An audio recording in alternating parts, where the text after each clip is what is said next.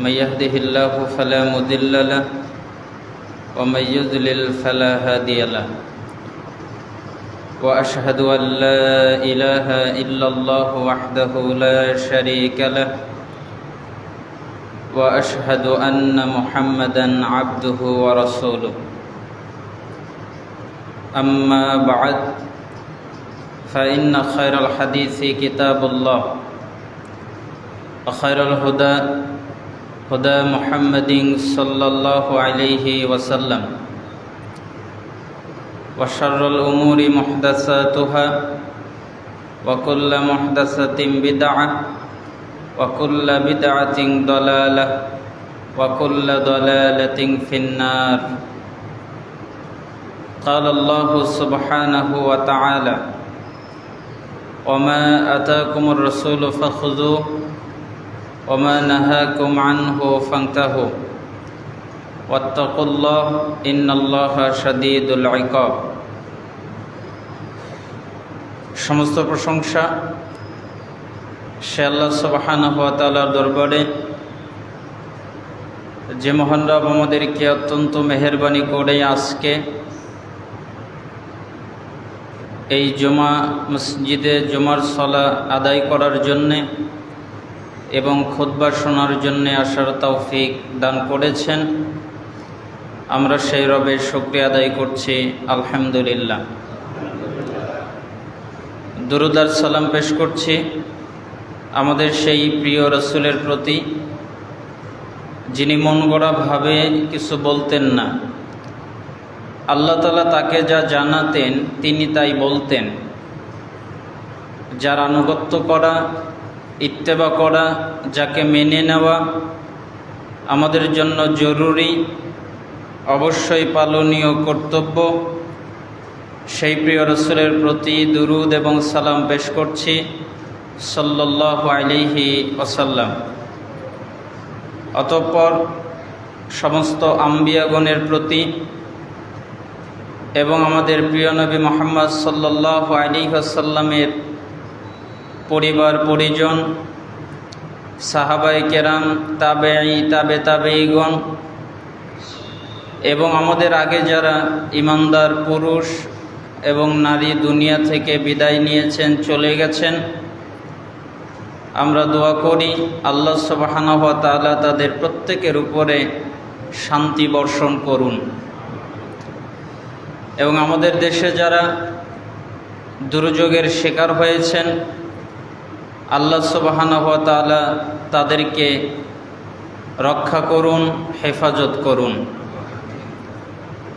আজকে সংক্ষিপ্তভাবে জুমার খুতবায় আলোচ্য বিষয় হচ্ছে আপনাদেরকে লক্ষ্য করে কিছু নসিহাত, অর্থাৎ যেগুলা আমাদেরকে জান্নাতে নিয়ে যাওয়ার জন্যে সহকারী হিসাবে কাজ করবে। আমরা সেই নসিহত কিছু করার চেষ্টা করব কোরআন এবং সুন্নাহর আলোকে।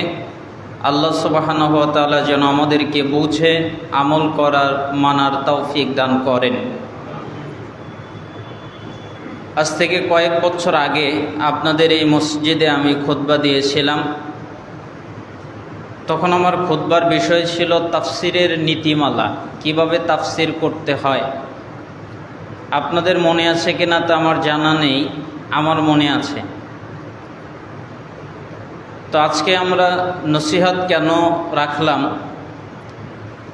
কারণ পবিত্র কোরআনের যতগুলো আয়াত, প্রত্যেকটি আয়াত আল্লাহর পক্ষ থেকে এক একটি নসিহত।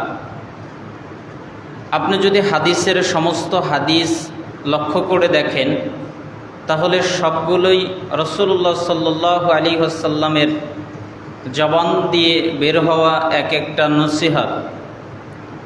আপনি যদি সমস্ত ইতিহাসের পাতা পড়েন অথবা কোনো কাহিনী পড়েন, সেখান থেকেও আপনি কিছু জানবেন, কিছু আমল করবেন, কিছু ছেড়ে দিবেন, সেটাও কোনো না কোনো নসিহত ওসিয়ত। এই জন্য এই বিষয়ে আমরা খুতবা দেওয়ার নিয়ত করেছি, আল্লাহ সুবহানাহু ওয়া তাআলা যেন সহজ করেন। আপনাদেরকে আমি প্রথম ওসিয়ত করছি, এই ওসিয়তটা আমরা সম্পূর্ণভাবে ব্যাখ্যা করছি না, শুধুমাত্র বলে দিয়ে যাচ্ছি। 1 নম্বর হচ্ছে আপনারা শিরক থেকে বাঁচবেন। কেন এই কথাটি বললাম? কারণ পৃথিবীতে যত পাপ আছে, যত অন্যায় আছে, যত অপরাধ আছে, সমস্ত পাপ করার পরে সে যদি দুনিয়া থেকে মারা যায়, মৃত্যুবরণ করে, তাহলে আল্লাহ তাআলা ইচ্ছা করলে তাকে মাফ করে দিতে পারেন, ক্ষমা করে দিতে পারেন। কিন্তু শিরক এমন একটি পাপ, এই পাপ করা অবস্থায় কেউ যদি মারা যায়, তাহলে আল্লাহ তাআলা বলেছেন আমি তাকে ক্ষমা করব না, মাফ করব না। মৃত্যুর আগে সে যদি তওবা করে মারা যায় তাহলে কথা ভিন্ন, কিন্তু তওবা ছাড়া যদি মারা যায় তাহলে আল্লাহ তাআলা তাকে মাফ করবেন না। অর্থাৎ শিরিক করা অবস্থায় কেউ যদি মারা যায়, তাকে জাহান্নাম থেকে বের করার দ্বিতীয় আর কোনো পদ্ধতি নাই যার মাধ্যমে তাকে জাহান্নাম থেকে বের করা যায়। এই জন্য শিরিক থেকে বাঁচবেন। শুধুমাত্র শিরিক তাবিজ ঝুলালে হয় এমনটা নয়, শুধুমাত্র মূর্তির সামনে নীরবতা পালন করে শিরিক হয় এমনটি নয়, শুধুমাত্র বাবার কাছে কিছু চাইলে, মাজারে গিয়ে কিছু চাইলে, মূর্তির কাছে গিয়ে চাইলে শিরিক হয় এমনটি নয়, এগুলো শিরক। তবে আরও অনেক শিরিক আছে, যেমন ভালোবাসায় শিরক, আনুগত্যে শিরক, মহাব্বতে শিরক, রিয়ার শিরক। এখন তো রিয়ার শিরক খুব ব্যাপক আকারে ধারণ করেছে। কেন? একটা মানুষ একটা টুপলা দান করবে, একটা মানুষ কিছু টাকা দান করবে, একটা মানুষ কিছু জিনিস দান করবে, তার জন্য মানুষকে দেখানো লাগবে। তো মানুষকে দেখিয়ে একজন যদি সলাহ আদায় করে, রাসূল সাল্লাল্লাহু আলাইহি সাল্লামকে জিজ্ঞেস করা হলো, একটা লোক সলাত আদায় করছে আর মনে করছে যে আরেকটি লোক দেখুক তার সলাতটা যেন ভালো হয়। রাসূল সাল্লাল্লাহু আলাইহি সাল্লাম বললেন এটা শিরক, তার সলাত বাতিল। সলাত আদায় করছে আর একজন দেখবে, এটা নিয়তে আসলে সলাত বাতিল। আর মানুষ ইবাদত করছে, দান খয়রাত করছে, মানুষকে দেখিয়ে পোস্ট করে কত কিছু করছে, কত কিছু চলছে, এটাও শিরক। এই জন্য এই শিরক থেকেও আমাদেরকে বাঁচাটা জরুরি। যত প্রকার শিরক আছে, তাহলে আপনাদের 1 নম্বর নসিহত হলো শিরক থেকে বাঁচবেন। কেন? আল্লাযীনা আমানু ওয়া লাম ইয়ালবিসু ঈমানাহুম বিযুলমিন উলাইকা লাহুমুল আমনু ওয়া হুম মুহতাদুন। নিশ্চয়ই যারা ঈমান এনেছে এবং তাদের ঈমানকে জুলুমের সাথে মিশায়নি, জুলুম মানে শিরক, ঈমান এনেছে এবং শিরিক করেনি, ঈমান আছে। আল্লাহ সুবহানাহু ওয়া তাআলা যেই সমস্ত বিষয়ের উপরে ঈমান আনতে বলেছেন, ওই সমস্ত বিষয়ের উপরে ঈমান এনেছে এবং শিরিক করে নাই, এদের জন্য 2টি উপহার। একটা হচ্ছে নিরাপত্তা, আর একটা হচ্ছে তারা হিদায়াত প্রাপ্ত। অর্থাৎ কেউ যদি চায় যে আমি নিরাপদে থাকি, তাহলে তাকে শিরিক করা যাবে না। এই যে কত মানুষ বন্যায় ভাসছে, কত মানুষ বিপদে পড়ে যাচ্ছে, কত মানুষ নির্যাতনের শিকার হচ্ছে, জুলুমের শিকার হচ্ছে, 2টি কারণে হয়। একটা কারণ হচ্ছে আল্লাহ পরীক্ষা স্বরূপ তাদের উপরে বিপদ পাঠায়, আর আরেকটি হচ্ছে তারা যদি শিরক করে তাহলে তাদের উপরে বিপদ পাঠায়। এছাড়া মানুষের উপরে কোনো বিপদ আসে না। মানুষের উপরে বিপদ আসে 2 কারণে, হয় তাকে পরীক্ষা করবে, এই কারণে পরীক্ষা করে তার ঈমানটাকে আরো মজবুত করবে, এই কারণে বিপদ আসে, আর নতুবা সে শিরিক করে, এই শিরিকের শাস্তি স্বরূপ তার উপরে বিপদ আসে। এই জন্য আমাদেরকে শিরিক থেকে বাঁচতে হবে।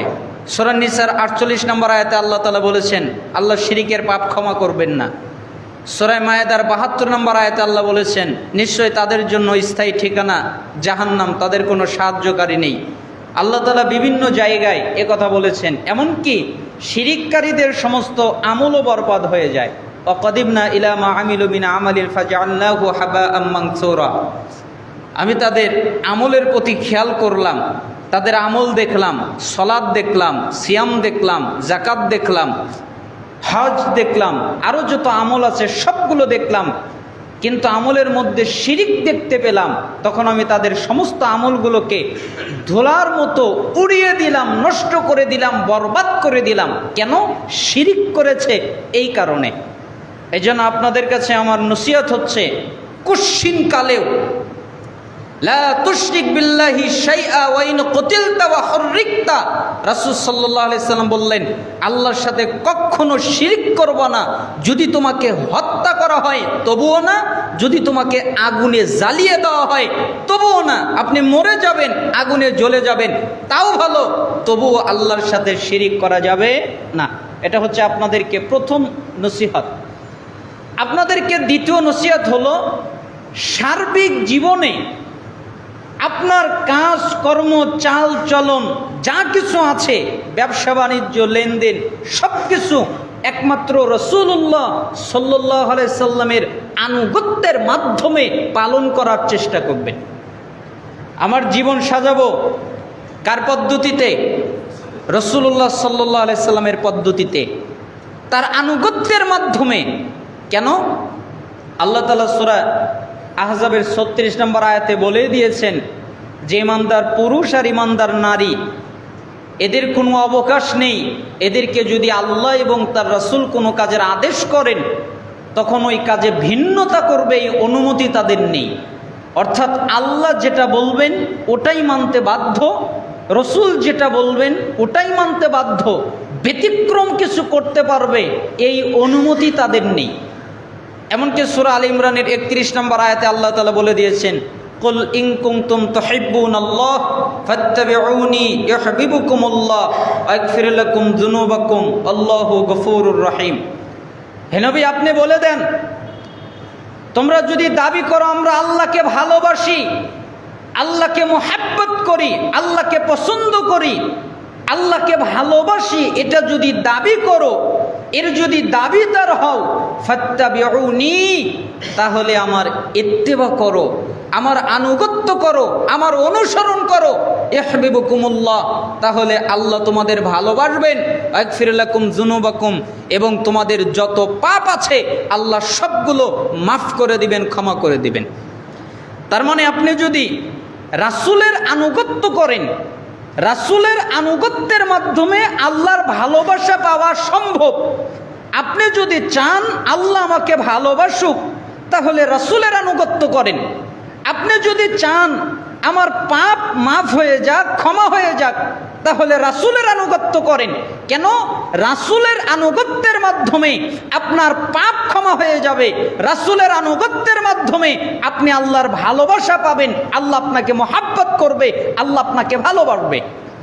তাহলে রাসূলের আনুগত্যটা অতীব জরুরি।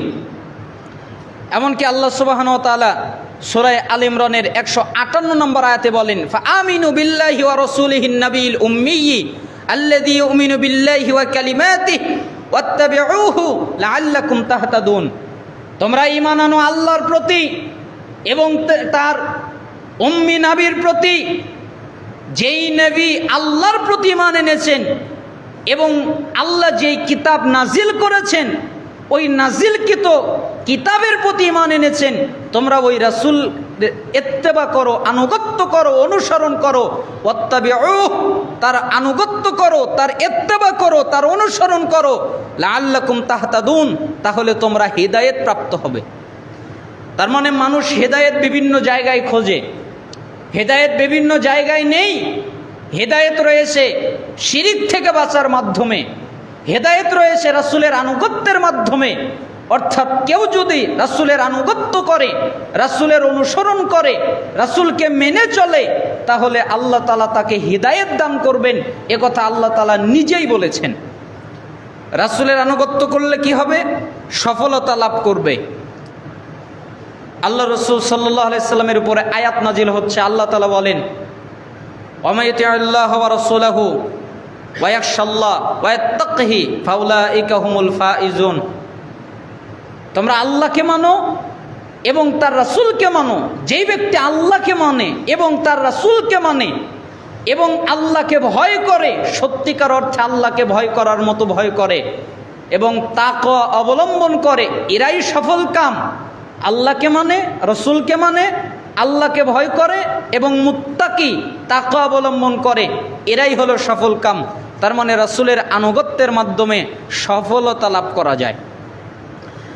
রাসূলের আনুগত্য করলে আল্লাহকে মান্য করা হয়ে যায়। মাইতিউর রাসূল ফাকাদ আতা আল্লাহ, সূরা নিসার ৮০ নম্বর আয়াত।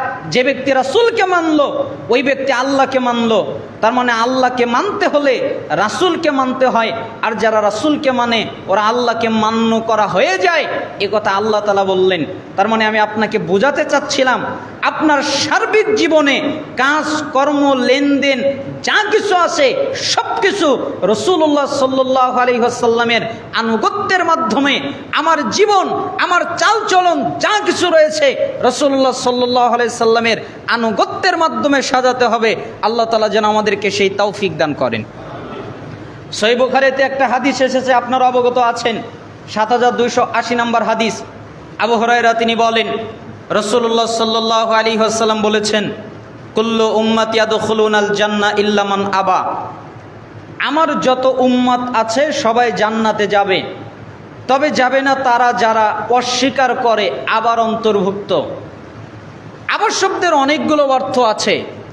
আবার শব্দের অর্থ হতে পারে যে ব্যক্তি রাসূলকে মানে না, এটা একটা অর্থ।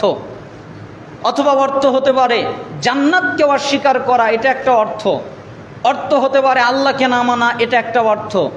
অর্থ হতে পারে দ্বীন ইসলামকে না মানা, এটা একটা অর্থ। তবে সবচেয়ে প্রসিদ্ধ অর্থ হচ্ছে যে ব্যক্তি বলবে আমি রাসূলকে মানি না, অথবা যে ব্যক্তি বলবে আমি জান্নাতকে মানি না, এই ব্যক্তি আবা করলো। আচ্ছা, আপনাদের মধ্যে কি তেমন কেউ আছে যে ব্যক্তি বলবে আমি আল্লাহকে মানি না, রাসূলকে মানি না? এই কথা বলবে কেউ? এই জন্য একজন সালাফ চমৎকার একটা বাক্য বলেছেন, আমি মাঝে মধ্যে এই বাক্যটা নিয়ে গভীরভাবে চিন্তা গবেষণা করি। এত চমৎকার বাক্য তার জবান দিয়ে আল্লাহ তাআলা বের করেছেন। তিনি বলেন, মানুষ কথার মাধ্যমে দাবিদার যে তারা রাসূলকে মানে, মৌখিক স্বীকৃতির মাধ্যমে দাবিদার তারা রাসূলকে মানে। কেন? তাদেরকে যদি জিজ্ঞেস করা হয় তোমরা কি রাসূলকে মানো, তাহলে তারা মৌখিক স্বীকৃতির মাধ্যমে তারা বলে হ্যাঁ আমরা রাসূলকে মানি, আমরা রাসূলের অনুসরণ করি, আমরা রাসূলের ইত্তেবা করি। কিন্তু কর্মের মাধ্যমে তারা রাসূলের বিরোধিতা করে। ওরা মৌখিক স্বীকৃতির মাধ্যমে রাসূলকে মানে, কিন্তু কর্মের মাধ্যমে কি করে? রাসূলের বিরোধিতা করে। কিভাবে? ওই যে বলে সুদকে খাবে না, সুদ খাওয়া কি হালাল? না, সুদ খাওয়া হারাম। কিন্তু দেখা যাচ্ছে ওই লোকটাই সুদের সাথে জড়িত। কত পাপ আছে যেগুলো সে মুখ দ্বারা স্বীকৃতি দিচ্ছে যেটা পাপ, এটা অন্যায়, এটা জুলুম, এটা অত্যাচার, কিন্তু কর্মের মাধ্যমে কাজের মাধ্যমে সেই পাপটা সে করে বেড়াচ্ছে। এই জন্য রাসূল সাল্লাল্লাহু আলাইহি সাল্লাম বললেন সবাই জান্নাতে যাবে, তবে যারা আবা করে তারা জান্নাতে যাবে না। তাই সাহাবীরা জিজ্ঞেস করলেন, আল্লাহর নবী কি আবার আপনাকে অস্বীকার করলো? তখন তিনি বললেন, শোনো, মান আতাআনি দাখালাল জান্নাহ ওয়া মান আসানি ফাকাদ আবা। যারা আমার আনুগত্য করলো, আমি যা বললাম এগুলো যারা মেনে নিল, ওরা জান্নাতে চলে গেল। ওয়া মান আসানি ফাকাদ আবা। যারা আমার অবাধ্যতা করলো, আমি যা বললাম, আমি যা আদেশ করলাম, এটা যারা মানলো না, ওরা আমি নবীকে অস্বীকার করলো, আমি নবীকে মানলো না, ওরাই আবা করলো, আর ওরা জান্নাতে যাবে না। তার মানে রাসূল সাল্লাল্লাহু আলাইহি সাল্লামকে মানার অর্থ হচ্ছে আনুগত্যের মাধ্যমে তাকে মানা। মৌখিক স্বীকৃতিতে শুধু নয়, মুখ দ্বারা তো স্বীকৃতি দিতেই হবে, কিন্তু পাশাপাশি আনুগত্যের মাধ্যমে, অনুসরণের মাধ্যমে রাসূলুল্লাহ সাল্লাল্লাহু আলাইহি সাল্লামকে মানতে হবে। আল্লাহ সুবহানাহু ওয়া তাআলা আমাদেরকে রাসূলুল্লাহ সাল্লাল্লাহু আলাইহি সাল্লামের আনুগত্য করার তৌফিক দান করুন। আপনাদের কাছে আমার তৃতীয় নসিহত, জীবনে কোনো অবস্থায়, কোনো সময়, যে কোনো পরিস্থিতিতে পড়ে যান না কেন, যত জটিল আর কঠিন অবস্থায় আপনার জীবনে আসুক না কেন, কোনো অবস্থাতে সলাৎ ছেড়ে দিবেন না। ফরজ সলাৎ কোনো অবস্থায় ছেড়ে দিবেন না। কেন? কারণ ফরজ সলাৎ যারা ছেড়ে দেয় তাদের ইসলাম থাকে না, তাদের ঈমান থাকে না, তারা মুসলমান থাকে না, তারা কাফের হয়ে যায়, তারা মুরতাদ হয়ে যায়, তারা অমুসলিম হয়ে যায়, তারা ইসলাম থেকে বের হয়ে যায়, তাদের ইসলামে কোনো অংশ থাকে না। কেন? ওয়ালা তাতরুকান্না সলাতান মাকতুবাতান মুতাআম্মিদান ফাইন্না মান তারাকা সলাতান মাকতুবাতান মুতাআম্মিদান ফাকাদ বারিয়াত মিনহু জিম্মাতুল্লাহ। রাসূল সাল্লাল্লাহু আলাইহি সাল্লাম বললেন, তোমরা ইচ্ছাকৃতভাবে ফরজ সালাত ছেড়ে দিও না। কেন? যারা ইচ্ছা করে ফরজ সালাত ছেড়ে দেয় আল্লাহ তাআলা তাদের উপর থেকে দায়িত্ব উঠিয়ে নেয়, অর্থাৎ তাদের প্রতি আল্লাহর কোনো দায়িত্ব নেই। আপনার প্রতি আল্লাহর কোনো দায়িত্ব নেই। যদি আপনি সলাত আদায় না করেন, আল্লাহর দ্বীনের দায়িত্ব নেই, আল্লাহর নবীর দায়িত্ব নেই, আল্লাহর দায়িত্ব নেই। কেন? আপনার যতগুলো ইবাদত আছে, যতগুলো আমল আছে, সমস্ত আমলের মধ্যে সর্বপ্রথম যে হিসাব হবে সেটা হচ্ছে সলাত, তাই না? আউয়ালু মা ইউহাসাবু বিহিল আবদু ইয়াউমাল কিয়ামাতিস সালাহ ফাইন সালাহা সালাহা সাইরু আমালিহি ওয়া ইন ফাসাদাত ফাসাদা সাইরু আমালিহি। কিয়ামতের দিন সর্বপ্রথম হিসাব নেওয়া হবে বান্দার সলাতের। কারো যদি সলাত টিকে যায় তাহলে সে যত ইবাদত করেছে সব টিকে যাবে, আর তার যদি সলাত টিকে না যায়, যত ইবাদত করেছে সবগুলো বরবাদ হয়ে যাবে, বাতিল হয়ে যাবে।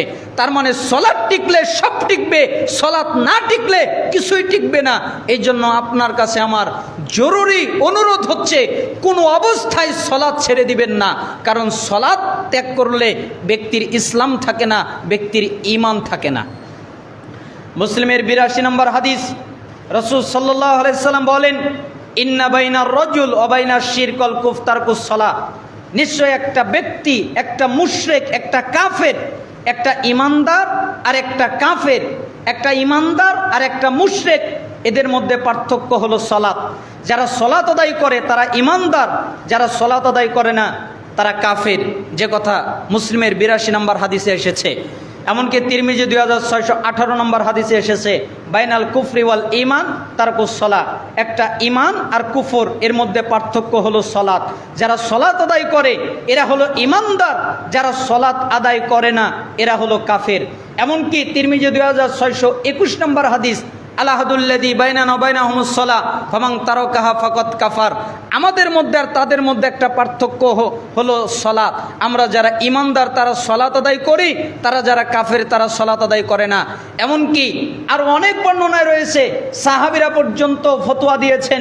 এমনকি রাসূল সাল্লাল্লাহু আলাইহি সাল্লাম ইবনে মাজার 1080 নম্বর হাদিসে ফতোয়া দিয়েছেন, লাইসা বাইনাল আবদি ওয়াশ শিরকি ইল্লা তারকুস সালাহ ফাইজা তারাকা ফাকাদ আশরাক। নিশ্চয় একজন বান্দা আর একটা মুশরিক আর একটা কাফের, এদের মধ্যে পার্থক্য হলো সালাত। যে ব্যক্তি সালাত ছেড়ে দিল ওই ব্যক্তি শিরক করলো।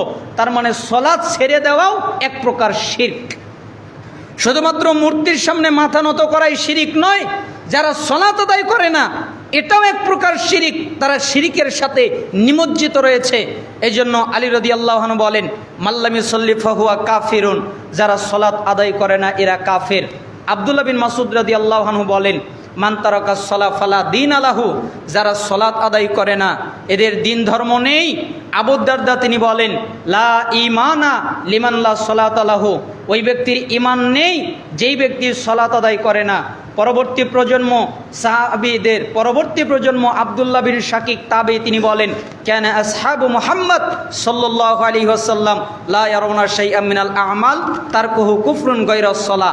সাহাবীরা কোনো আমলের মধ্যে আমল ত্যাগ করাকে কুফরি মনে করতেন না একমাত্র সালাত ছাড়া।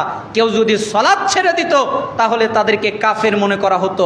রাসূলের ফতোয়া, সাহাবীদের ফতোয়া, তাবিদের ফতোয়া, আল্লাহর ফতোয়া দ্বারা প্রমাণিত হয় যারা সালাত আদায় করে না তারা মুসলিম নয়। এই জন্য অন্তত যে মুহূর্তে যে অবস্থায় আপনি থাকেন না কেন আপনাকে সালাত আদায় করতেই হবে। আল্লাহ সুবহানাহু ওয়া তাআলা যেন আমাদেরকে এই ওসিয়ত পালন করার তৌফিক দান করেন। তাহলে তিনটা কথা বললাম, এক, শিরিক করবেন না, দুই, অবশ্যই রাসূলের আনুগত্য করবেন, আর তিন, অবশ্যই সালাত আদায় করবেন। এবার আমরা কিছু হাদিস অনুবাদ করব নসিহতের আলোকে। আল্লাহ সুবহানাহু ওয়া তাআলা আমাদেরকে বোঝার তৌফিক দান করুন। একটা হাদিস, যেটা হাদিসের জগতে একটা আজীব হাদিস। আমরা যখন এই হাদিসের ব্যাখ্যাটা পড়তাম তখন মুহাদ্দিসিনে কেরাম বলতেন যে এটা হচ্ছে জিবরাইলের নসিহাত। সারা জীবন আমরা হাদিসের মধ্যে বিভিন্ন নসিহাত পেয়েছি, বিভিন্ন উপদেশ পেয়েছি, কিন্তু এটা হচ্ছে জিবরাইলের নসিহাত। কেন? সরাসরি জিবরাইল কোনো মানুষকে উল্লেখ করে এই নসিহাত করেননি, স্বয়ং রাসূলুল্লাহ সাল্লাল্লাহু আলাইহি ওয়াসাল্লামকে ইঙ্গিত করে এই উপদেশ দিয়েছেন, নসিহাত করেছেন জিবরাইল আমিন। সাহল ইবনে সাদ তিনি বলেন, যা জিবরিল আলাইহিস সালাম ইলান নবী সাল্লাল্লাহু আলাইহি ওয়াসাল্লাম, একদিন জিবরাইল আমিন রাসূলুল্লাহ সাল্লাল্লাহু আলাইহি সাল্লাম বলেন আমার নিকটে আসলেন। এরপরে তিনি বললেন, ফাকালা, অতঃপর বললেন, ইয়া মুহাম্মদ, হে মুহাম্মদ, আমি আপনাকে কিছু ওসিয়াত করব, আমি আপনাকে কিছু নসিহাত করব, আপনি তা পালন করবেন, আপনি তা অনুযায়ী চলবেন, তা আপনাকে পালন করার কথা বলবো, আপনাকে কিছু নসিহাত করব। তখন জিবরাইল আমিনকে রাসূল সাল্লাল্লাহু আলাইহি সাল্লাম বললেন, বলো কি বলবে? তখন জিবরাইল আমিন বললেন, হে মুহাম্মদ শুনুন, ইয়া মুহাম্মদ ইসমা শিতা ফাইন্নাকা মাইতুন, আপনাকে আমি নসিহত করছি, আপনি যতদিন খুশি জীবন যাপন করেন, কোনো নিষেধাজ্ঞা নেই, কোনো নিষেধ নেই, কিন্তু মনে রাখেন আপনি মৃত্যুবরণ করবেন। আপনি জীবন যাপন করেন, আপনাকে নিষেধ করা হচ্ছে না, আপনাকে নিষেধাজ্ঞা দেওয়া হচ্ছে না, কিন্তু আপনি মনে রাখেন আপনি মৃত্যুবরণ করবেন, আপনার মৃত্যু হবে, আপনি মারা যাবেন। পৃথিবীর সবচেয়ে দামি মানুষ যার কাছে জিবরাইল আমিন আসলেন, মালাকুল মাউত আসলেন, এ আল্লাহর নবী, জি আল্লাহ তাআলা বলেছেন আপনাকে নিয়ে যেতে, তবে আপনি যদি অনুমতি না দেন আপনাকে রেখে যেতে বলেছেন। জিবরাইল আমিন বললেন, হে আল্লাহর নবী, জি আল্লাহ তাআলা বলে দিয়েছেন আপনি যদি যেতে চান আপনাকে নিয়ে যেতে, আপনি যদি না যেতে চান আপনাকে রেখে যেতে, তবে আপনি মনে রাখেন আপনি মৃত্যুবরণ করবেন। তবে আরও মনে রাখেন আল্লাহ আপনার জন্য অপেক্ষা করছেন, আপনার জন্য অপেক্ষমান রয়েছেন, আপনি থাকতেও পারেন, আপনি যেতেও পারেন। মুহাম্মদ সাল্লাল্লাহু আলাইহি সাল্লাম বললেন, আমাকে যেহেতু যেতেই হবে তাহলে আমাকে নিয়ে চলো। যেই পৃথিবীর সবচেয়ে দামি মানুষ, সবচেয়ে সম্মানিত মানুষ, তার থাকার অনুমতি হয়নি, তো পৃথিবীতে কে আছে যে চিরকাল থাকতে পারবে? তাই জিবরাইল আমিন বললেন, আল্লাহর নবী যতদিন খুশি জীবন যাপন করেন, কিন্তু মনে রাখেন আপনি মৃত্যুবরণ করবেন। আপনার যত দামি, আপনার যত দাপট ক্ষমতা থাকুক না কেন, আপনার ক্ষমতা যদি আকাশ ছুঁয়ে যায় তাতে কিছু আসে যায় না, আপনাকে মৃত্যুবরণ করতেই হবে। আপনার যেই দামি ঘরটাতে আপনার অনুমতি ছাড়া কেউ বসতে পারতো না, আপনার অনুমতি ছাড়া আপনার কোনো জিনিসপত্র হাত দিতে পারতো না, আপনার অনুমতি ছাড়া আপনার কিছু ধরতে পারতো না, আপনার অনুমতি লাগতো। কিন্তু আপনি যেদিন মারা যাবেন ওই জিনিসগুলোর মালিকানা আর আপনার থাকবে না, আপনার অনুমতির প্রয়োজন হবে না। যেই ঘরে আপনি বসবাস করবেন ওই ঘর থেকে আপনাকে টেনে বের করা হবে। আপনি যেই জামা পরে আছেন, যেই কাপড় চোপড় পরে আছেন, এগুলো আপনার শরীর থেকে খুলে নেওয়া হবে। একবারের জন্য বলতে পারবেন না আমার ঘর থেকে আমাকে বের করে দেয় কে, আমার শরীর থেকে আমার পোশাক খুলে ফেলে কে, এই কথা আপনি বলতে পারবেন না। আপনাকে গোসল দেওয়া হবে, একবারের জন্য বলতে পারবেন না পানিটা গরম হয়ে গেছে আর একটু ঠান্ডা হলে ভালো হতো। আপনাকে কাপড় দিয়ে আটকিয়ে দেওয়া হবে, আপনাকে মুড়িয়ে দেওয়া হবে, একবারের জন্য বলতে পারবেন না আমার অক্সিজেন নিতে খুব কষ্ট হচ্ছে। আপনাকে মাটিতে দাফন করা হবে, একবারের জন্য বলতে পারবেন না আর একবারের মতো পৃথিবীটা আমি দেখে নেই, দুনিয়াটা আমি দেখে নেই, একথা বলার ক্ষমতা আপনার থাকবে না। এটা হলো মৃত্যু, যার কাছে প্রত্যেকটা মানুষই অসহায়, সেটা হলো মৃত্যু। এই জন্য জিবরাইল আমিন নবীকে বললেন, আল্লাহর নবী শোনেন, আপনি যতদিন খুশি জীবন যাপন করেন, তবে আপনি মৃত্যুবরণ করবেন, আপনি নবী মারা যাবেন, আপনি নবীর মৃত্যু হবে। এই জন্য আল্লাহ তাআলা বলেছেন, ইন্নাকা মাইয়িতুন ওয়া ইন্নাহুম মাইয়িতুন, হে নবী আপনিও মারা যাবেন এবং তারাও মারা যাবে। তো নবী যদি মারা যায়, পৃথিবীর আর কে আছে যে বেঁচে থাকবে? তাই রাসূল সাল্লাল্লাহু আলাইহি সাল্লাম বলেছেন, আকসিরু যিকরা হাজিমিল লাজ্জাত, তোমরা ওই বস্তুটার কথা বেশি বেশি করে স্মরণ করো যেটা স্বাদ নষ্ট করে দেয়, আনন্দ নষ্ট করে দেয়।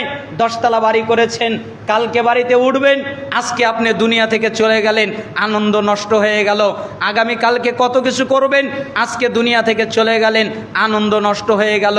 তার মানে যেটা স্বাদ নষ্ট করে দেয়, আনন্দ নষ্ট করে দেয়, এটা হলো মৃত্যু।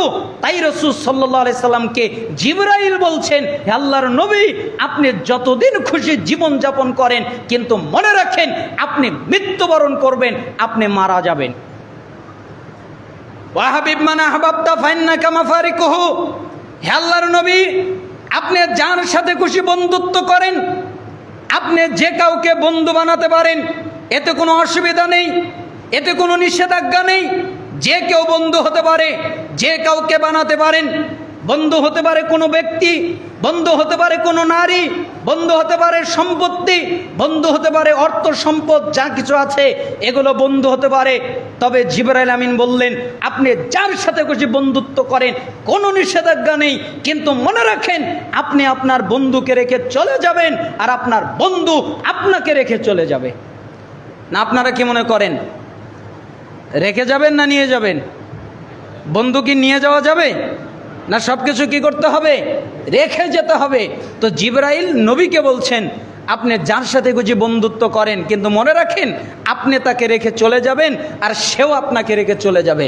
তার মানে আপনিও তার সাথে যেতে পারবেন না, আর সেও আপনার সাথে যেতে পারবে না। এই জন্য সালাফরা বলতেন, তোমরা যদি বন্ধু বানাতেই চাও, তাহলে একটা জিনিসকে বন্ধু বানাবে, সেটা হলো নেক আমল। কেন? সব যদি তোমাকে ত্যাগ করে, নেক আমল তোমাকে ত্যাগ করবে না। নেক আমল তোমার বন্ধু হিসেবে তোমার সাথেই থাকবে, কখনো তোমাকে ত্যাগ করবে না। তাই যদি বন্ধু বানানোর প্রয়োজনই হয়, নেক আমলকে বন্ধু বানায়ও না। আপনারা কি মনে করেন নেক আমলকে বন্ধু বানালে ত্যাগ করবে? ওটা আমার সাথেই যাবে। জিবরাইল আমিন এরপরে বললেন, ইয়া মুহাম্মদ, হে মুহাম্মদ শোনেন, 1, যতদিন খুশি জীবন যাপন করেন আপনি মারা যাবেন। 2, যার সাথে খুশি বন্ধুত্ব করেন আপনি তাকে রেখে চলে যাবেন। 3, ওয়ামাল মা শিতা ফাইন্নাকা মাজিজিউম বিহি, যার সাথে খুশি যেই কাজ মনে চায় ওটাই করেন, আপনার যেই কাজ করতে মনে চায় ওটাই করেন। আমরা তো আর মোহাম্মদ সাল্লাল্লাহু আলাইহি সাল্লামের সাথে খারাপ শব্দ লাগাতে পারি না, তাই আমাদের দিকে নিয়ে এসে আমরা বলতে পারি, আব্দুল্লাহ ইচ্ছা করলে চুরি করো, ইচ্ছা করলে ডাকাতি করো, ইচ্ছা করলে জিনা করো, ইচ্ছা করলে পাপ করো, ইচ্ছা করলে সুদ খাও, ইচ্ছা করলে ঘুষ খাও, ইচ্ছা করলে আরও যত পাপ আছে এগুলো সব করো, কিন্তু মনে রাখো তোমাকে একদিন তোমার রবের সামনে দাঁড়াতে হবে। তোমার যা মনে চায় তাই করো। তাই জিবরাইল আমিন বললেন, হে আল্লাহর নবী আপনার যা মনে চায় আপনি তা করেন, তবে মনে রাখেন আপনাকে আপনার রবের সামনে দাঁড়াতে হবে, আপনি রবের সামনে একদিন দাঁড়াবেন। মাঝে মধ্যে আমাদের মনে হয়ে যায় মানুষজন যখন আল্লাহর সামনে দাঁড়াবে তখন কিভাবে জবাব দিবে, যেটা মিশকাতের 5197 নম্বর হাদিস দ্বারা প্রমাণিত। ইবনে মাসউদ রাদিয়াল্লাহু আনহু তিনি বলেন, রাসূল সাল্লাল্লাহু আলাইহি সাল্লাম বলেছেন, লা তাজলু কদম ইবনি আদম ইয়াউমাল কিয়ামা হাত্তা ইউসালা আন 50।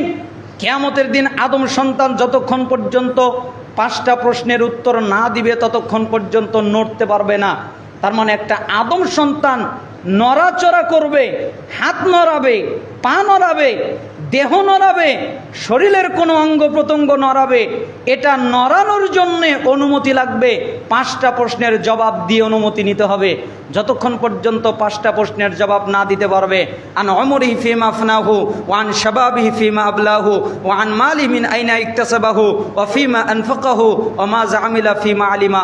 রাসূলুল্লাহ সাল্লাল্লাহু আলাইহি সাল্লাম বলেন, তাকে জিজ্ঞেস করা হবে, আমি যে তোমাকে বয়স দিয়েছিলাম 70 বছর, 40 বছর, এই 40 বছর তুমি কোথায় কাজে লাগিয়েছো আমাকে বোঝাও।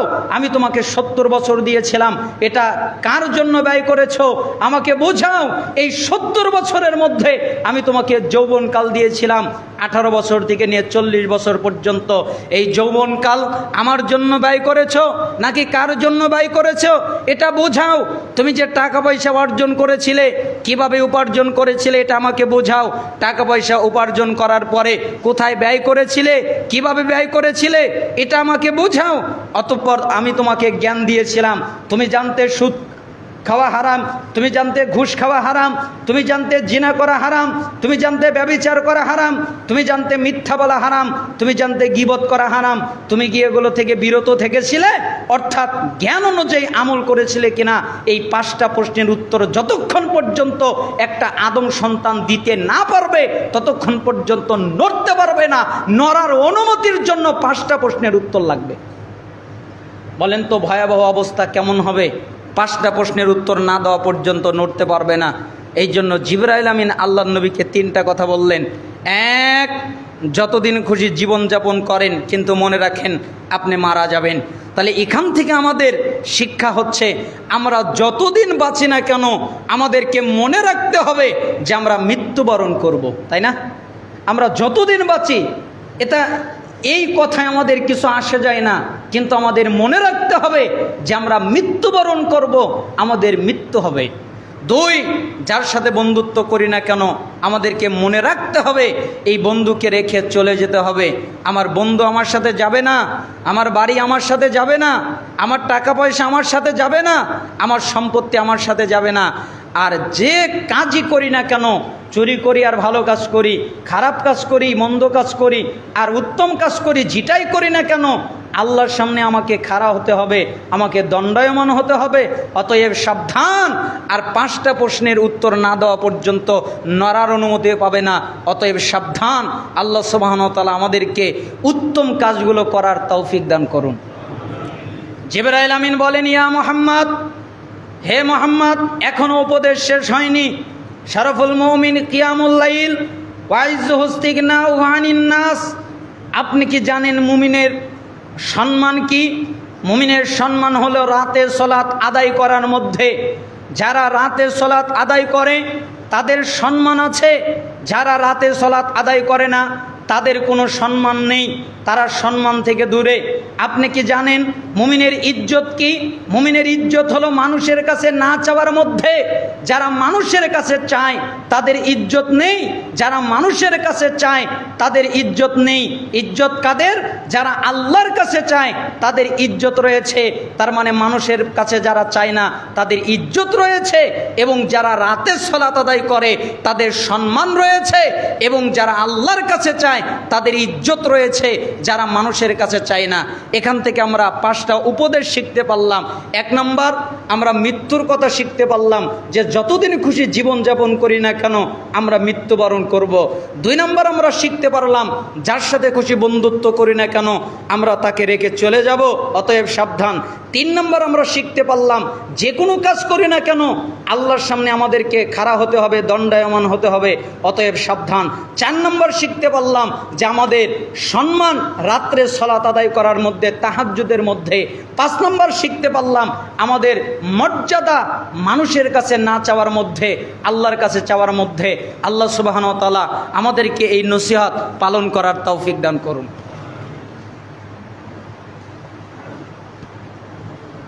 আলহামদুলিল্লাহ ওয়াহদা ওয়াসসালাতু ওয়াসসালামু আলা রাসূলিল্লাহ, আম্মা বাদ। সমস্ত প্রশংসা আল্লাহ তাআলার প্রতি, সালাত এবং শান্তি বর্ষিত হোক আমাদের প্রিয় নবী মুহাম্মদ সাল্লাল্লাহু আলাইহি ওয়াসাল্লামের প্রতি। আমরা আপনাদেরকে নসিহত করছিলাম কোরআন এবং হাদিসের আলোকে। 4টা নসিহত আমরা করে ফেলেছি। 5 নম্বর নসিহত হলো আপনি আপনাকে, আমি আমাকে ভালো করে মনে রাখবেন। এই পয়েন্টটা খুবই কঠিন, বুঝলে অনেক ইবাদত সহজ হয়ে যাবে, আর যদি না বোঝে তাহলে তালগোল পাকিয়ে ফেলবে। এই জন্য এই নসিহতটাকে খুব গুরুত্বের সাথে, অনুধাবনের সাথে শুনবেন। 5 নম্বর হচ্ছে নিজেকে নিরাপদ মনে করবেন না। কি মনে করবেন না? নিরাপদ। আমি তো নামাজ পড়ি, আমি তো জান্নাতে যাবই, কি আমাকে ঠেকাবে? আমি তো যাকাত দেই, আমি তো হজ করি, আমি তো হজ করেছি, আমি তো উমরা করেছি, আমি তো আরও কত ইবাদত করেছি, আমি তো দান খয়রাত করি, আরও ভালো ভালো কাজ করি, তাহলে আমি তো জান্নাতে যাব, আমাকে কে ঠেকাবে? এই জন্য আপনাকে আমি বললাম, নিজেকে নিরাপদ মনে করবেন না। আমি নিরাপদ এই কথা মনে করবেন না, সবসময় মনে করবেন আমি অনিরাপদ। আমার যেন কি হয়, আল্লাহ আমার ব্যবস্থা কোথায় রেখেছেন তা আমার জানা নেই, আমার যেন কি হয়, এই জন্য নিজেকে অনিরাপদ মনে করবেন। কোনো অবস্থাতেই নিজেকে নিরাপদ মনে করবেন না। প্রমাণ হিসেবে আমরা আনতে পারি সহিহ বুখারীর 6463 নম্বর হাদিস, এটা আন্তর্জাতিক ছাপা, আর যেটা অনুবাদ ইসলামিক ফাউন্ডেশন তার 6019 নম্বর হাদিস।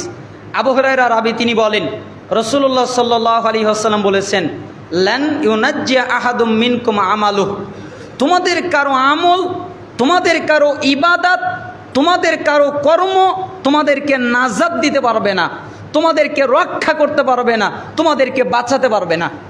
তার মানে তোমরা যত ইবাদত করো না কেন, তোমরা যত আমল করো না কেন, তোমাদের যত কর্মই থাকুক না কেন, এই আমল, এই ইবাদত, এই কর্ম তোমাদেরকে বাঁচাতে পারবে না, তোমাদেরকে রক্ষা করতে পারবে না। সাহাবীরা ভয় পেয়ে গেলেন, বলে কি, সালাত আদায় করি বাঁচার জন্যে, যাকাত দেই বাঁচার জন্যে, সিয়াম পালন করি বাঁচার জন্যে, হজ আদায় করি বাঁচার জন্যে, আর ইবাদত করে যদি নাই বাঁচি তাহলে কি হবে? এই জন্য একজন সাহাবী জিজ্ঞেস করলেন, হে আল্লাহর নবী, আপনিও কি না? আমরা নাই আমাদের কথা বাতিই দিলাম, আপনিও কি না? তখন রাসূলুল্লাহ সাল্লাল্লাহু আলাইহি ওয়াসাল্লাম বললেন, ওয়ালা আনা, আমিও না, আমিও আমার ইবাদতের মাধ্যমে বাঁচতে পারবো না, আমিও আমার কর্মের মাধ্যমে বাঁচতে পারবো না। ব্যাখ্যাকারকরা ব্যাখ্যা করছেন, কোনো ব্যাখ্যাকারক ব্যাখ্যা করছেন যে সাহাবীরা হাউমাউ করে কান্নাকাটি শুরু করে দিল। বলে কি, আল্লাহর নবী যদি ইবাদত দিয়ে না বাঁচে তাহলে আমাদের কি হবে? এই জন্য কেউ কেউ অজ্ঞান হয়ে গেলেন, কেউ কেউ হাউমাউ করে কান্নাকাটি শুরু করে দিলেন। তখন রাসূলুল্লাহ সাল্লাল্লাহু আলাইহি ওয়াসাল্লাম বললেন, শোনো, ইল্লা আন ইয়াতাগাম্মাদানি আল্লাহু বিরহমাতি সাদ্দিদু ওয়া কারিবু ওয়াগদু ওয়া রুহু ওয়া শাইউম মিনাদ দুলজা ওয়াল কস্তা তাবলুগু। শোনো, আল্লাহ তাআলা আমাকে তার রহমত দ্বারা আবৃত করে রেখেছেন, আমি আল্লাহর রহমতের কারণে মুক্তি পেয়ে যাব। বলেন তো কিসের মাধ্যমে মুক্তি পেয়ে যাবে? রহমত। আল্লাহ আমাকে রহমত নাজিল করবেন, তাই আমি মুক্তি পেয়ে যাব। তাহলে কি আমরা ইবাদত করা ছেড়ে দিব? তখন রাসূলুল্লাহ সাল্লাল্লাহু আলাইহি ওয়াসাল্লাম বললেন, না, তোমরা ইবাদত করতে থাকো, তোমরা চেষ্টা করতে থাকো, তোমরা আমল করতে থাকো, তোমরা সকালে আল্লাহকে ডাকো, তোমরা সন্ধ্যায় আল্লাহকে ডাকো, তোমরা রাতের শেষ অংশে আল্লাহকে ডাকো, আর কোরআন সুন্নায় যেটা আছে ওটাই মানো, এটা হলো মধ্যম পন্থা। তোমরা মধ্যম পন্থা অবলম্বন করো, তাহলে তোমরা লক্ষ্যে পৌঁছে যাবে, আল্লাহ তাআলা তোমাদেরকে জান্নাতে পৌঁছে দেবে। সকালে আল্লাহকে ডাকবে, সন্ধ্যায় আল্লাহকে ডাকবে, রাত্রে আল্লাহকে ডাকবে, আর আমল করবে, আর মধ্যম পন্থা অবলম্বন করবে, কোরআন সুন্নায় যা আছে তা পালন করবে, তাহলে আল্লাহই তোমাদেরকে লক্ষ্যে পৌঁছে দেবে, আল্লাহ তাআলাই তোমাদেরকে জান্নাতে পৌঁছে দেবে। তার মানে আমরা যে নিরাপদ, এই কথাটা আমরা বলতে পারতেছি না। কেন? আব্দুল্লাহ বিন আমর তিনি বলেন, বাইহাকির 6930 নম্বর হাদিস, তিনি বলেন, লা তাসিক বিকাসরাতিল আমাল ফাইন্নাকা লা তাদরি লা তুকবালু মিনকা আমলা ওয়ালা তামান যুনুবাক ফাইন্নাকা লা তাদরি হাল কুফিরাত আনকা আমলা ইন্না আনকা মুগায়্যাবুন মা তাদরি মাল্লাহু সানিউন ফি আজআলুহু ফি সিজ্জিন আমি আজআলুহু ফি ইল্লিয়িন। আব্দুল্লাহ বিন আউন তিনি বলেন, শোনো, তোমরা নিজেদেরকে নিয়ে আত্মতৃপ্তিতে ভুগো না, নিজেদেরকে নিয়ে আনন্দিত হও না, নিজেদেরকে নিয়ে নিজেরা উল্লাসিত করো না, নিজেরা আনন্দিত এটা হও না, নিজেরা উল্লাসিত এটাও হও না। কেন জানো? তুমি যে ইবাদত করেছো, তুমি যে আমল করেছো, এটা কবুল হয়েছে না হয় নাই এটা তোমার জানা নাই, ঠিক না? আচ্ছা, আপনারা বা আমি বা আমরা সবাই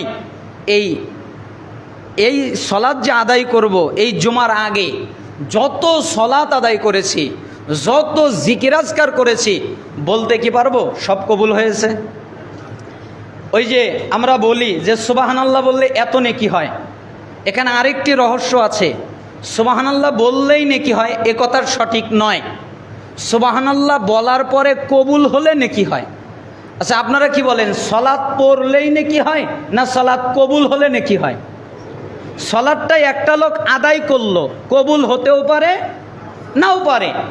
যদি কবুল হয় নেকি, আর যদি কবুল না হয় নেকি হবে। একটা লোক সলাত আদায় করলো কিন্তু রিয়া করলো, লোক দেখানোর জন্য সলাত আদায় করলো, নেকি হবে? কি হবে? গুনাহ হবে, শিরিকের গুনাহ হবে, রিয়ার গুনাহ হবে। তার মানে শুধুমাত্র ইবাদত করলেই নেকি হবে না, সেটা কবুল হতে হবে। এই জন্য জিকির আজকার করলে তা কবুল হতে হবে। এই জন্য আমরা যে ইবাদতগুলো করেছি সেটা কবুল হয়েছে কিনা তা আমাদের জানা নাই। অতএব তোমরা গুনার ব্যাপারে নিশ্চিন্তিত হয়ে যাও না। কেন? তোমরা যে পাপ করেছো আর আল্লাহর কাছে মাপ চেয়েছো, আল্লাহ আমাকে মাফ করে দাও, আল্লাহ আমাকে ক্ষমা করে দাও, তোমাদের জানা নেই আল্লাহ তোমাকে মাফ করেছে কিনা, আল্লাহ তোমাকে ক্ষমা করেছে কিনা, তাই না? আপনি জিনা করেছেন, আল্লাহর কাছে ক্ষমা চাইলেন, কেউ জানে না এই ক্ষমাটা আল্লাহ করলে হবে না খালি চাইলেই হবে। আল্লাহ যদি ক্ষমা করেন তো ক্ষমা হবে। তার মানে আপনি যেই পাপটা করলেন, এই পাপটা করার পরে যেই ক্ষমাটা চাইলেন, ওইটা কবুল হলে আপনি পাপ থেকে বাঁচতে পারবেন, কিন্তু কবুল না হলে আপনি বাঁচতে পারবেন না। এই জন্য নেকি কবুল হয়েছে কিনা তাও জানা নেই, আবার গুনাহ মাফ হয়েছে কিনা তাও জানা নেই। ইন্না আমালাকা আনকা মুগাইয়াবুন মা তাদরিম আল্লাহু সানিউন ফি, আল্লাহ তাআলা তোমাদের আমলটাকে তোমাদের কাছ থেকে গোপন রেখেছেন। তোমাদের সাথে যে ওই দিন কি আচরণ করবেন এটা তোমাদের জানা নেই। তিনি কি ইল্লিনে তোমাদের আমলনামা রেখেছেন নাকি সিজ্জিনে রেখেছেন তা তোমাদের জানা নেই। তিনি কবুল করেছেন নাকি কবুল করে নাই এটা তোমাদের জানা নেই। অতএব তোমরা নিরাপদ এটা মনে করো না। মুআয বিন জাবাল রাদিয়াল্লাহু আনহু একদিন অনেক কাঁদছিলেন।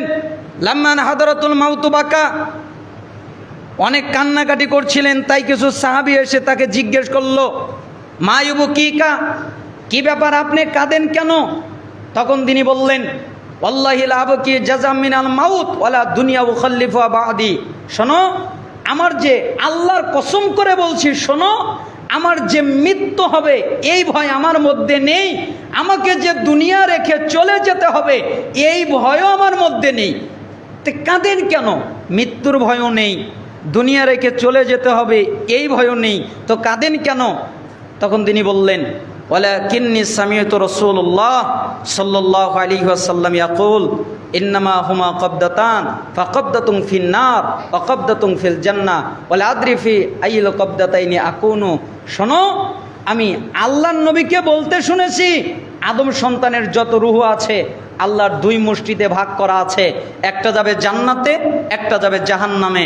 আমার জানা নেই আমি জান্নাতে যাব না জাহান্নামে যাব, এটা আমি মুআয ইবনুল জাবাল জানি না, তাই কাঁদছি। আচ্ছা, আপনি আর আমি কি জানি কোথায় যাব? আপনার আর আমার কি জানা আছে? জানা নেই। এজন্য বলছিলাম নিজেকে নিরাপদ মনে করবেন না। আপনি আর আমি নিরাপদ একথা মনে করবেন না, সব সময় মনে করবেন, ভাববেন আমার যেন কি হয়, আমার যেন কি হয়।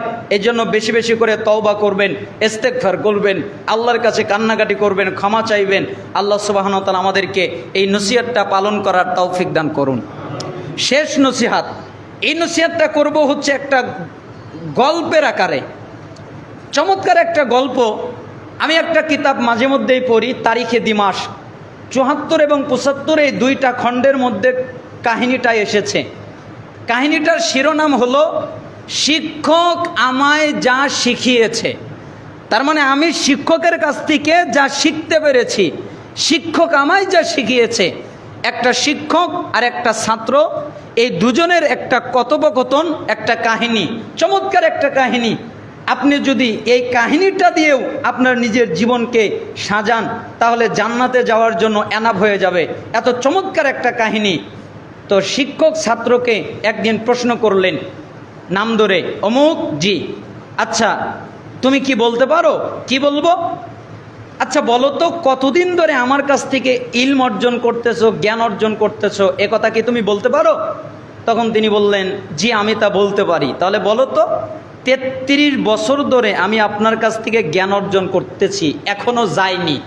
কয় বছর ধরে? ৩৩ বছর। তার মানে ১ বছর নয়, ২ বছর নয়, ৩৩ বছর ধরে আমি আপনার কাছ থেকে জ্ঞান নিচ্ছি, এখনও আপনার কাছ থেকে যায়নি, তার মানে এখনও জ্ঞান অর্জন করতেছে। তখন শিক্ষক বললেন, আচ্ছা বলো তো 33 বছরে তুমি আমার কাছ থেকে কি কি শিখলে, কতটুকু জ্ঞান অর্জন করলে, ইলম অর্জন করলে? তখন ছাত্র বললেন, 33 বছর ধরে আমি আপনার কাছ থেকে 8টা জিনিস শিখেছি। কয় জিনিস? 8 জিনিস। আচ্ছা, এই কথা বললে হঠাৎ করে একজন রেগে যাওয়ার কথা না? তো শিক্ষকও রেগে গেছে। বলো কি তুমি আমার কাছে 33 বছর ধরে জ্ঞান অর্জন করতেছো, এখনো যাওনি, এখনো জ্ঞান অর্জন করতেছো, আর মাত্র 8টা জিনিস শিখেছো? এটা হতে পারে? একটা মানুষ যদি প্রত্যেকটা দিন একটা করে হাদিস মুখস্থ করে, আচ্ছা আপনারা কি মনে করেন একটা হাদিস একদিন সারা দিনে মুখস্থ করা সহজ না কঠিন? সহজ না?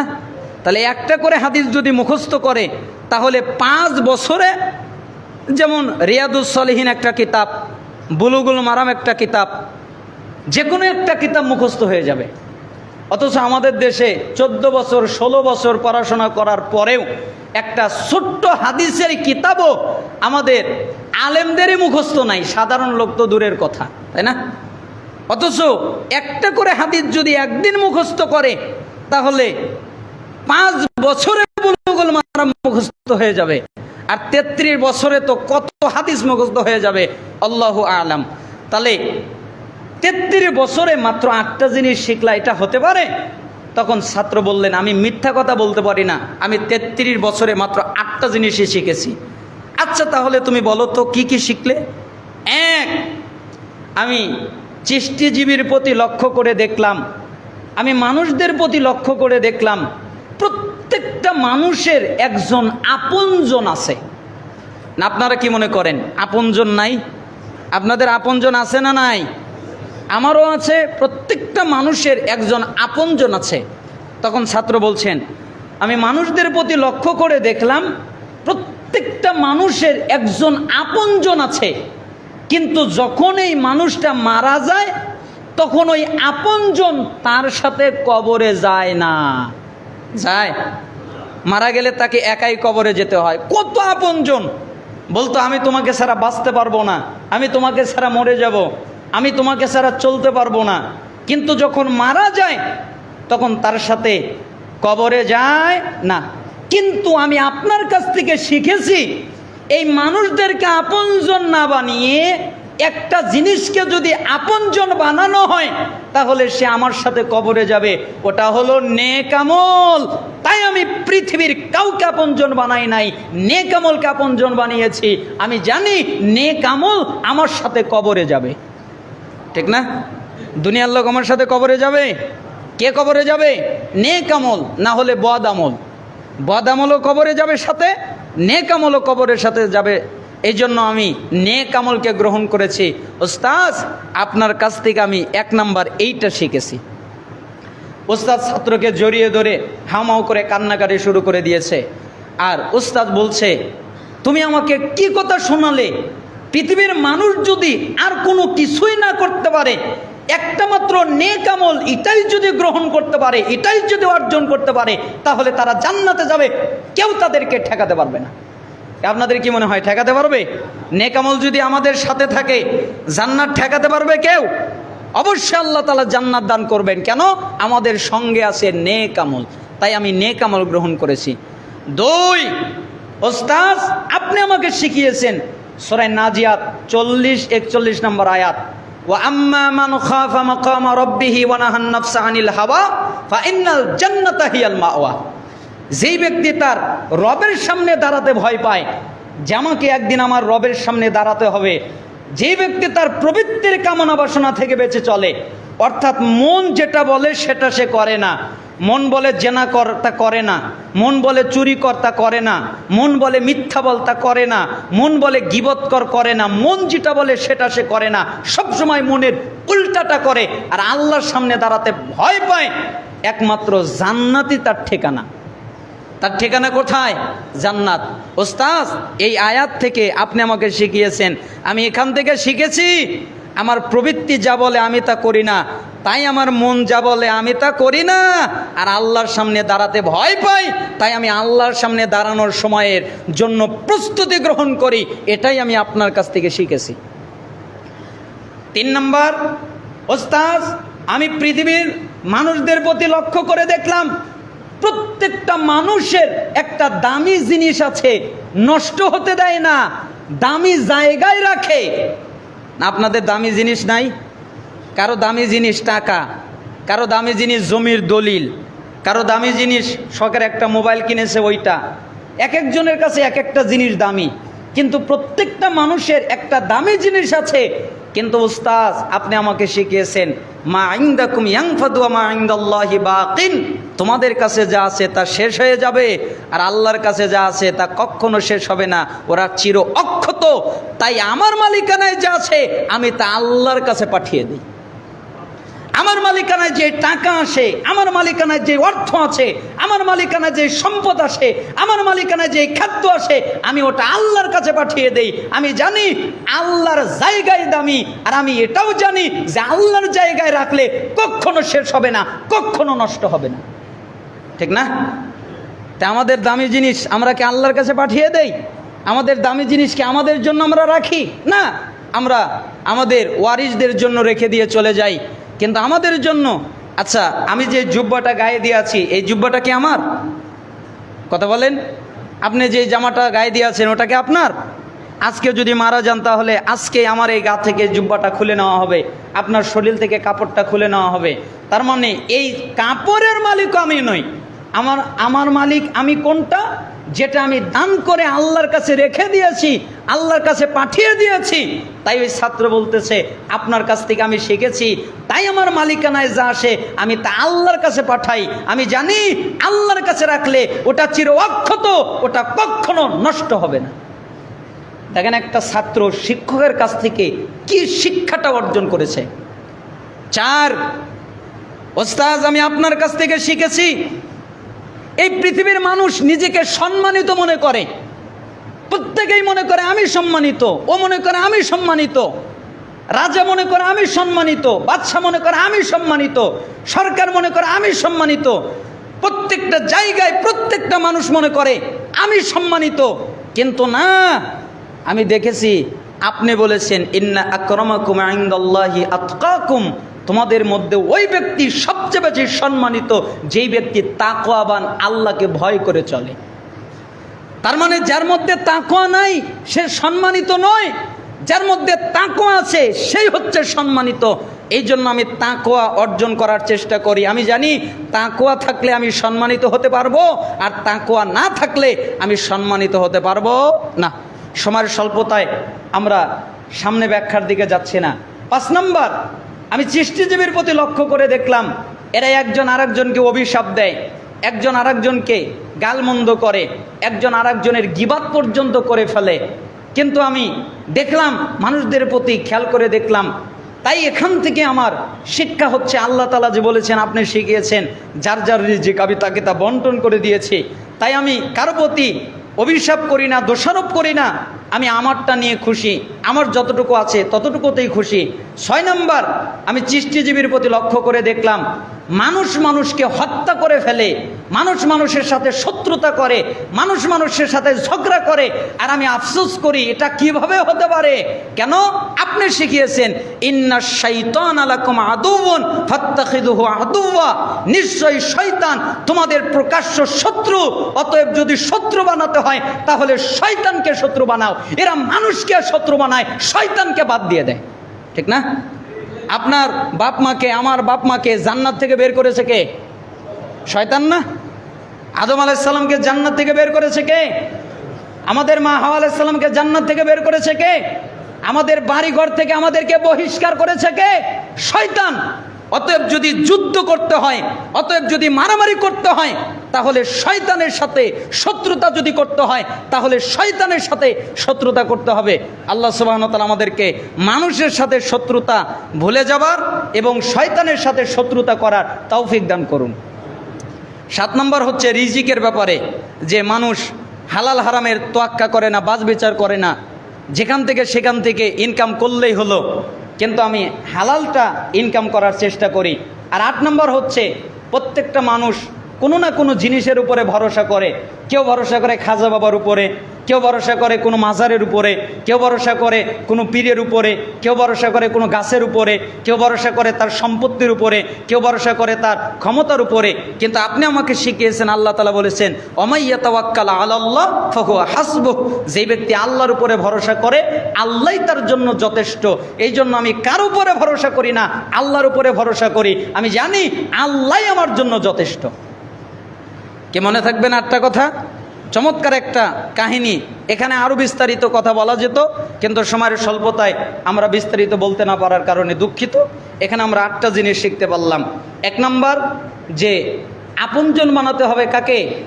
নেক আমলকে। প্রত্যেকেরই আপনজন থাকে, কিন্তু আপনজন কি কবরে যায়? যায় না। এজন্য নেক আমলকে যদি আপনজন বানাই, তাহলে নেক আমল আমাদের সাথে কোথায় যাবে? কবরে যাবে। 2 নাম্বার হচ্ছে প্রবৃত্তির কথা শোনা যাবে না, মন যেটা বলে সেটা করা যাবে না। আর আল্লাহর সামনে দাঁড়াতে ভয় পেতে হবে যে আল্লাহর সামনে দাঁড়ালে আমরা কি জবাব দিব। 3 নম্বর হচ্ছে আমাদের দামি জিনিস বা আমাদের যেটা সম্পদ, সেখান থেকে কিছু আমাদের জন্য রাখতে হবে, অর্থাৎ আল্লাহর কাছে পাঠিয়ে দিতে হবে, দান করতে হবে। 4 নম্বর, অবশ্যই আমরা সম্মানিত তখন হব যখন আমরা তাকওয়াবান হব। 5 নম্বর, আমরা দোষারোপ করব না, গীবত করব না, কাউকে নিয়ে ব্যস্ত হব না, নিজেদেরকে নিয়ে নিজেরা ব্যস্ত হব। 6 নম্বর, আমরা মানুষের সাথে শত্রুতা করব না, যদি শত্রুতা করতে হয় তাহলে শয়তানের সাথে করব। 7 নম্বর, অবশ্যই আমরা হারাম পথে সম্পদ উপার্জন করব না, আমাদের খাদ্য, আমাদের সম্পদ হালাল পথে উপার্জন করার চেষ্টা করব। 8 নম্বর, আমরা সবসময় ভরসা রাখব আল্লাহ সুবহানাহু ওয়া তাআলার উপরে। আল্লাহ সুবহানাহু ওয়া তাআলা আমাদেরকে যেই নসিহতগুলো করলাম তা আমল করার তৌফিক দান করুন। আমাদের অনেক দিনী ভাই এবং বোনেরা এবং মুসলিম, তারা আজকে ফেনীতে বিভিন্ন জায়গায় পানিতে আটকে গেছেন, অনেকে দুনিয়া থেকে চলে গেছেন। আল্লাহ সুবহানাহু ওয়া তাআলা যারা দুনিয়া থেকে চলে গেছেন, কারণ হাদিসে এসেছে যে পানিতে যদি ডুবন্ত অবস্থায় কেউ মারা যায় তাহলে সে শহীদ। আল্লাহ সুবহানাহু ওয়া তাআলা তাদেরকে মাফ করে দিন এবং তাদেরকে জান্নাতের মেহমান হিসেবে কবুল করুন। আর আমাদের ভাইয়েরা বোনেরা যে কোনোভাবে আছে, তাদেরকে আল্লাহ সুবহানাহু ওয়া তাআলা সহযোগিতা দান করুন যে কোনোভাবে। হে আল্লাহ, আমাদের যারা অসুস্থ তাদেরকে শেফায়ে কামেল আজিলা দান করেন, আমাদের যারা অভাবী অভাব থেকে অব্যাহতি দান করেন, আমাদের যারা ঋণী ঋণ থেকে রক্ষা করেন, আমাদের মধ্যে যে মুসিবতে আছে সেই মুসিবত থেকে পানা মঞ্জুর করেন। আপনি আমাদেরকে দুনিয়াও কল্যাণ দান করেন, আখিরাতেও কল্যাণ দান করবেন, আর জাহান্নামের আযাব থেকে আমাদেরকে রক্ষা করবেন। হে আল্লাহ, আমাদের জন্য যা যা কল্যাণকর আপনি তা দান করেন, আমাদের জন্য যা যাওয়া কল্যাণকর তা থেকে আপনি আমাদেরকে হেফাজত করেন। আমাদের ভিতরে যারা ব্যবসা করে তাদের ব্যবসায় বারাকা দান করেন, আমাদের ভিতরে যারা কাজকর্ম করে তাদের কাজকর্মে বারাকা দান করেন, আমাদের ভিতরে যারা চাকরি করে তাদের চাকরিতে বারাকা দান করেন, আমাদের ভিতরে যারা ছাত্র শিক্ষক তাদের ইলমে বারাকা দান করেন। হে আল্লাহ, আপনি আমাদের অন্তরটাকে আপনার দিনমুখী করে দেন, আর বিশেষ করে আপনি আমাদের দেশটাকে ইসলামী রাষ্ট্র হিসেবে কবুল করে নেন। ফিলিস্তিনের মাটিতে মুসলমানদের উপরে নির্যাতন করা হচ্ছে, তাদেরকে আপনি রক্ষা করেন। আমাদের দেশে বন্যা কবলিত মানুষগুলো যে কষ্ট করছে তাদেরকে আপনি হেফাজত করেন। আমাদের দেশের দুর্যোগ থেকে আপনি আমাদেরকে হেফাজত করেন। হে আল্লাহ, আপনি আমাদের দোয়াকে কবুল আর মঞ্জুর করে নেন। সুবহানা রাব্বিকা রাব্বিল ইজ্জাতি আম্মা ইয়াসিফুন ওয়া সালামুন আলাল মুরসালিন আলহামদুলিল্লাহি রাব্বিল আলামিন। আর আপনারা যারা